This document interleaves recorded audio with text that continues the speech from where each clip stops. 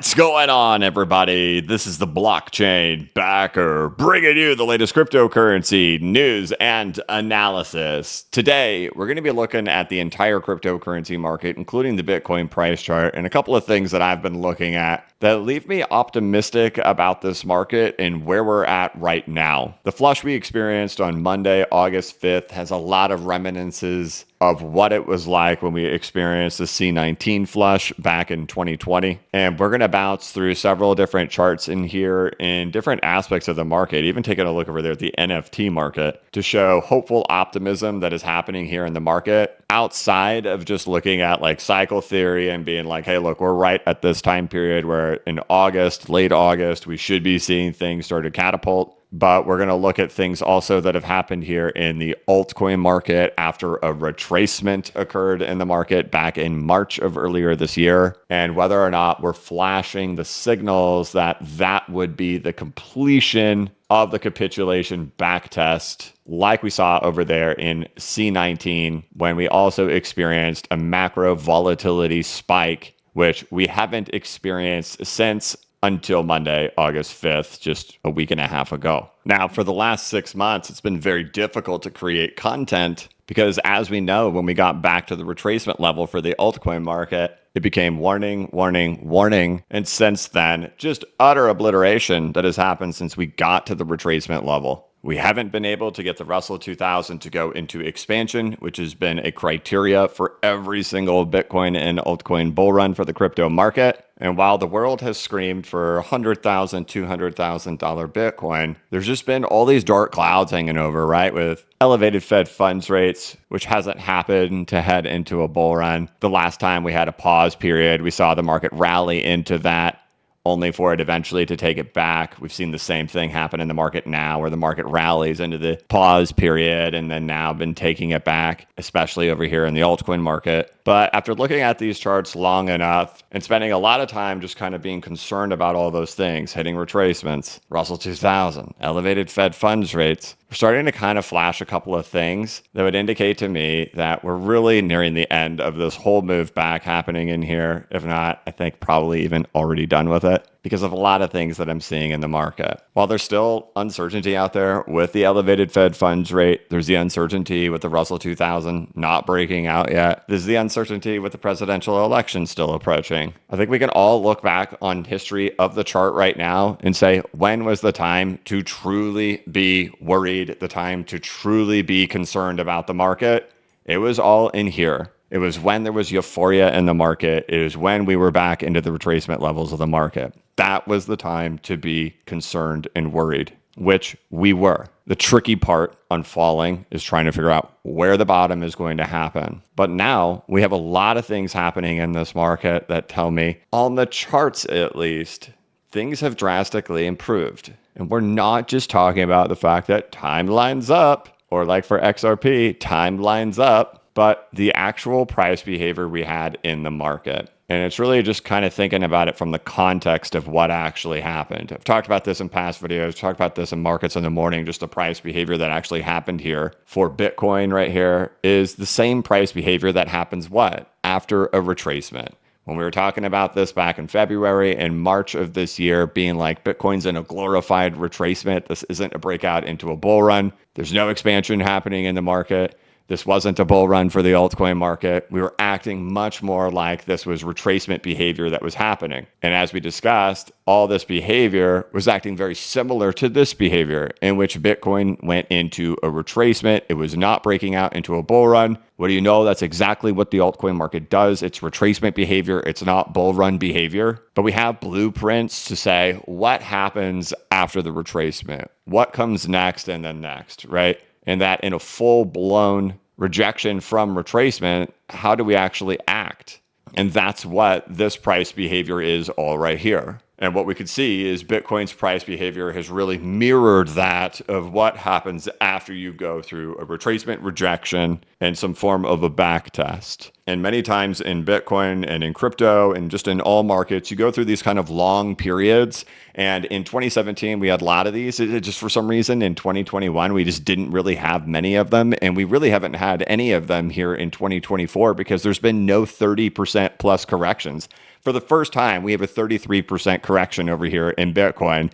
For most people in this market, their only experience of if there's a 33% correction means if we're in a bear market. Because in 2021, we really just didn't have any of them. In 2017, we had them all the time. Back in here, this was the norm to be able to get these over 30% corrections happening in here. But we just didn't really have any of them in 2021 and certainly have not had a single one in 2024. But now we officially have one. And what I remember very clearly back in 2017 is how terrifying it always was at that final moment of the correction. You felt like this was it. You felt like this was the start of the bear market. It's over. We're done. Game over. Because you'd be in these ranges for months. And then the conclusion of it would come with some massive crash that would happen in just a couple of days, right? In 3 days right here, Bitcoin crashes 24%. Right in here, you're stuck in here for about a month. And then in a matter of 3 days, the price crashes 28%. But that marks the bottom. And so we've been in this situation now where we saw the market really get back to the retracement levels. Bitcoin's price action acted like a retracement, even though it touched an all-time high. I continue to argue it's retracement behavior.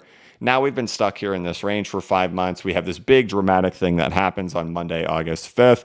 Price falls a whopping 25% in a matter of 3 days, structurally creating the exact same behavior of what we experienced at this moment after the retracement, with the big conclusion ending to it. And so I look at the Bitcoin price chart and I say, okay, we've got really every single element of it there that this is what happened after the retracement, when the market did not go into expansion as we experienced, but instead went into a retracement. And then that's the conclusion of what happened. Now, what's fascinating about this is Bitcoin's price correction comes in at what? From the peak all the way to the bottom comes in at 33.27%. Well, back there in 2016 and 17, how much was it? 33.5%. So we now have corrections of that magnitude exactly when Bitcoin got back to its all-time high. We have similar style corrections that have happened in here. And really the thing that kind of leaves me a little bit more optimistic on saying, hey, that seems like that was likely the ending of it,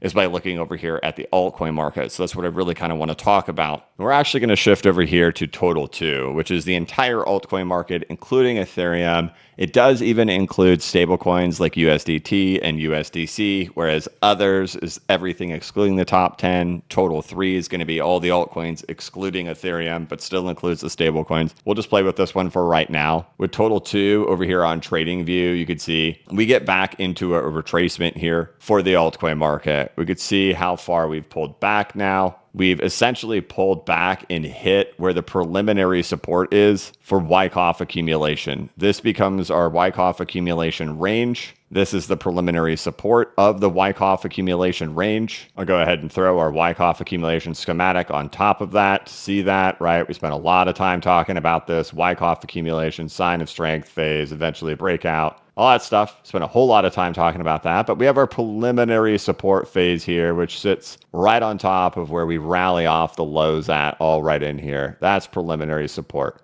which is right here. We could see price has fallen all the way back to preliminary support. This area acted as our range boundary top while we were in Wyckoff accumulation, acted as our support as we launched off of it to go back into the retracement level. This is the area we have now come back to backtest. Now on the bottom, I have Bitcoin with that same schematic. When Bitcoin was not going into expansion, Bitcoin was going into a retrace back in 2019. We could see where it gets stopped out up here into the retracement levels, the exact same spot that the altcoin market gets stopped out here in March. And then we see that Bitcoin comes back to hit its preliminary support. We could see how it breaks below its capitulation level, comes back to its preliminary support. We could see here how the altcoin market breaks below its capitulation level from back in 2022 and slams into its preliminary support. Another thing that is interesting is that we can go ahead and look at things like relative strength of this market at that time. Here's that peak of Bitcoin. Here's that completion. So we know this is our area right here. Looking up here at the altcoin market here in 2024, that's all of this, which is all of this right here. So if we just look at the relative strength index of how this market has behaved in here, we actually see very big similarities showing up as well on just price behavior or strength behavior. We could see how it initially falls down, lands in the mid 40s here for the altcoin market back in March. That's what we did in here for Bitcoin, landing down here in the mid 40s to finally shoot down more oversold as we do over here. We then go rallying back up, pulls down again, one more attempt, then we go truly oversold. Just like here, we go truly oversold. So we can even kind of mark all these little points in here to say, where were we at these particular spots where it seemed like flushes were happening down here on these lows, and then where that last one comes in on each of these. And what we'll notice here on the daily time frame is that both of them end up marking the same spots. I'll take a lot of the colors off the screen to make it more apparent. And what we'll see here is that price holds. There's the first flush. Price attempts to rally back up. It attempts to rally back up, flushes again. Then finally, it goes on into capitulation. And both of them occur into the preliminary support. So what we're experiencing is not just, hey, look, this price behavior of Bitcoin looks similar to that time period. But when we contextualize what actually happened with the altcoin market, and that anybody who was calling this a bull run for the crypto market back in February and March and April and not looking at it through the lens of it being a retracement, they don't see it through this lens. But if you accept it and say, wait, it was just a retracement, it was not expansion, it was not a bull run, it was just a retracement, then you say, okay, well then what does it need to look like after a retracement, after you reach back into those retracement levels, and then you have completed what happens when you pull back afterwards. And that's where the stars start to align to say, it seems like all the moves have been completed of what would occur in that event. To be worried because we weren't expanding with the Russell was the right thing to be worried about, because the market was not expanding. It was not a bull run. It was just a retrace. A lot of people will refuse to admit that because they sold a bill of lies, but we talked about it profusely. And so you say to yourself, what has to show up that would indicate, hey, maybe that's it, right? It was a retrace. Here we are 5 months later. Have we now completed all the phases that happened after the retrace rejection? And from a technical perspective, from an indicator perspective, from a price behavior perspective, we have a lot of the appearances of what actually happens once it's done. And when it comes to macro markets, when that move completed itself, we got the volatility spike from C19. And we just got a massive volatility spike from a deleveraging that happened in broader markets due to the yen carry trade. Bank of Japan raised by 0.25%. The next day, United States has an unemployment scare. Fed communicates rate cuts are coming. The carry, the spread between yen to USD yields, closes, causes leverage, causes panic, causes everybody to go wild all at one time, just as we experienced back in C19. And we get the flush to corroborate it at the same time. But what you have to understand is that if you look at it through this lens, it has to be in the proper context. And you say, what type of context is this? And this is a context of what happens after a retracement. So if I was pulling this chart up and I was sitting here showing this and saying, well, our price action kind of looks like this, so I'm just going to say it looks like this, that would be stupid. So anybody who 6 months ago was telling you we were starting a bull run and is now showing you this chart and saying it looks like that, well, that's my opinion of them, because this chart only makes sense if the market was only in a retracement and it was not a bull run, which was the argument I was making. So this is the type of correction you have when the market was not a bull run and when it was only a retracement. So I can bring this up on here and say, hey, it's okay to look at it through this light because for 6 months we've looked at it through that light. So to bring this up on here and say, we look like this, we're doing this, it would make sense for this because this is what happens after a market retraces when it didn't go into expansion and it wasn't a bull run. Well, that makes perfect sense.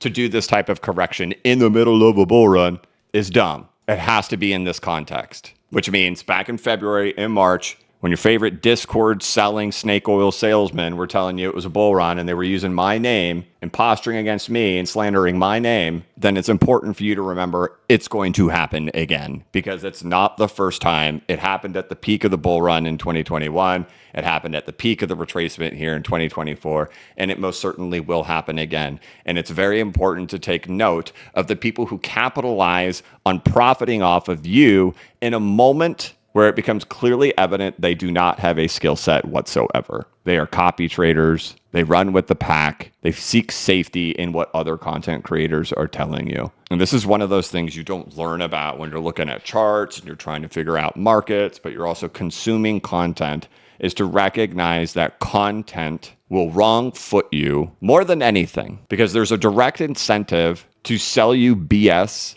at peaks. As content creators, we get the most views during peaks. We get the most engagement during peaks. And if we're telling you exactly what you want to hear during that moment, you're going to like us more. And there are very few people who are willing to go against that rather than just capitalize on the opportunity. So I feel pretty convinced that things are looking pretty good now. The context makes sense from the viewpoint that we never entered a bull market, that we only did a retracement, that nothing expanded, euphoria, irrational exuberance, and extreme risk taking, with retail euphorically bullish at the retracement. Ironically, the 702, as it always happens. And so the second anybody's willing to admit it wasn't a bull run, it was just a retracement, then you say, well, what kind of correction makes sense after a retracement? And it's this. It's this type of correction. And it's all these markers that are showing up here in the market. That's what makes sense if there was no expansion and no bull run, but just a retracement. But from the examples that we have of what occurred after something like that occurred, is that we did work our way up and go into expansion. So I'm optimistic for that. It's hard to sit here and say, well, there's going to be one more little dip, maybe. We've got really the bulk of the moves. Even on the technical indicators, all of them have happened. We even had this move happen here in broader markets. It seems as though the retrace and then the correction with the final flush, like we talked about in 2017, how many of those we had, that we would go months on end, and then it's 25% in 3 days. That marks the end. It's exactly what C19 was like. It's exactly what this correction was like. They identically match. And the context of it makes perfect logical sense from the perspective of the altcoin market because of the things we've talked about, that it was a retracement and not an expansion. But what has occurred after these types of moves was expansion.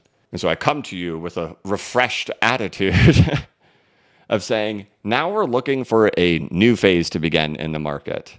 2022 and 2023 was marked all by Wyckoff accumulation, then heading into markup to get into retracement levels. As we got to retracement levels, we rejected from them and then created the type of structure that happens after you reject from retracement levels. The thing that marks the conclusion of that rejection is that final flush. Then we move on to phase of expansion. So when we look at all these things and say, hey, cycle theory says it's like appropriately timed, well, we also have the context of all the events that happened before this. Wyckoff accumulation, markup to retraces, the appropriate correction that happens after retraces when you haven't expanded and gone into a bull run, the final flush mixed with the macro event that occurs for the type of correction that occurs in that type of moment. Percentage-wise, it was a 33% correction. That's the same type of correction we had off the all-time high back in 2016 and 17. Next up would be expansion. How that's going to look in regards to the Russell to being able to expand beyond my comprehension, but a necessary ingredient. But sometimes we can find stories being told in other places that give a clue into other markets at the same time. And right now, with everything that has happened in the cryptocurrency market and the macro event that just happened, it gives some signal and some point to it that somehow, some way it's going to. I'll eat my own words very quickly if it turns over. But when we look at these charts over here in crypto, especially on Bitcoin and various altcoins, but we can look over here even at the NFT market and see that things are starting to pick up just in big NFTs. And so I'm not going to go down the list too far on these things. We'll just stick to kind of the bigger stuff. But you can see how even things like the Bored Ape Yacht Club have now come back and taken back all the last 30 days off of that moment. That little flush right there that just happened there on August 5th, Boom, fully taken back by NFTs. Mutant apes popping out.